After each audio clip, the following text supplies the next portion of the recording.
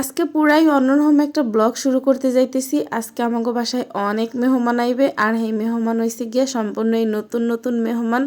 অর্থাৎ আমার ভাইয়ের জন্য যে আমরা মেয়ে ঠিক করছিলাম, যে পাত্রী দেখছিলাম, পাত্রীর বাসা থেকে আজকে আমাকে বাসায় মেহমান আইবে। তারা আমাকে বাড়িঘর দেখার জন্য আইবে। গ্রামের এইটা একটা প্রথা আর কি, জানি না কার কার অঞ্চলে কীরকম প্রথা। আমাকে এলাকায় পাত্রী দেখলে আর পাত্র দেখলে তাকে বাড়িঘর দেখার একটা ব্যাপার স্যাপার থাকে।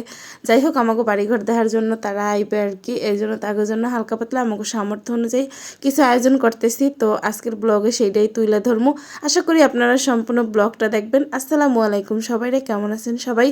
আশা করি সবাই অনেক ভালো আছেন। আমি আলহামদুলিল্লাহ অনেক ভালো আছি। আর এই যে আমার ভাই, আজকের রান্না বান্না সব কিছু আমি আর আমার ভাই দুইজন মিলাই করতেছি। আমরা সেই ভোর 4টে থেকে রান্না বান্না শুরু করে দিছি 2 চুলায়।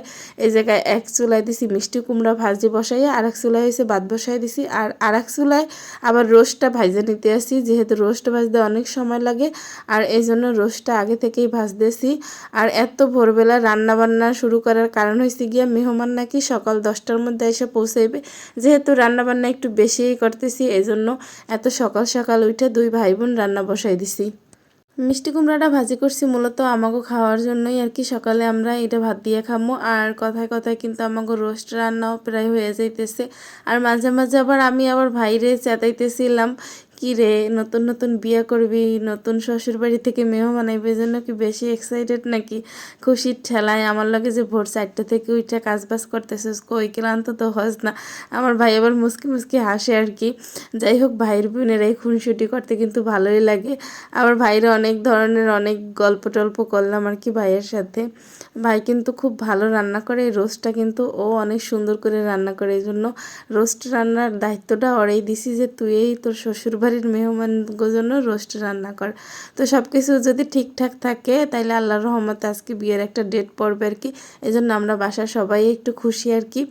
তো এদিকে আবার রোস্ট রান্না করার পরে গরুর মাংসটা আমি বসাইয়ে দিছি।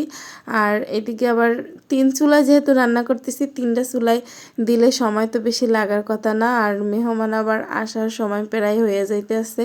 তো ভোর 4টে থেকে কাজ বাজ করতেছি, তারপরও কিন্তু ক্লান্ত লাগতেছে না, যেহেতু ভাইয়ের বিয়ের কথা চলতে আসছে আর নতুন নতুন মেহমান আইবে বাড়িতে। এই জন্য আর কি এই কষ্টের কথা আর মনে থাকে না। বেশ ভালোই লাগতেছিল। 2 ভাই বোন গল্প করতে করতে সব কাজ বাজ আর কি শেষ করতেছিলাম। সবচেয়ে মজার বিষয় হয়েছে গিয়া আমার 2 ভাইয়ের 2 বউকে একসাথে ঘরে তুলবে আমার আব্বু। অর্থাৎ আমার 2টা ভাইরে একসাথে বিয়ে করাবে, এইটাই সিদ্ধান্ত নিয়েছে আব্বু।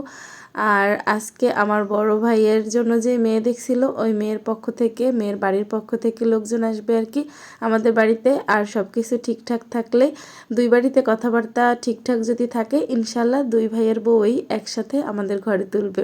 এর চাইতে আনন্দের আর কি কোনো কিছু থাকে বলেন তো? 2 ভাইয়ের 2টা বউ একসাথে ঘরে তুলবো, এটা নিয়ে অনেক মজা করলাম, অনেক খুনসুটি করলাম 2 ভাই বোন। আর কথায় আর গল্প করতে করতে কিন্তু আমাদের রান্নাবান্না প্রায় শেষ হয়ে যাইতেছে। এখন বাদবাকি থাকবে পোলাও আর ফিরনি, ওইটা আমরা পরে রান্না করব আর কি। আমার গরুর মাংস রান্নাও শেষ হয়ে গেছে, এবার পোলাওটা চুলায় বসাই দেব। আর আজকের আয়োজন তো এই তো ছিল, মেহমানদের জন্য আয়োজন।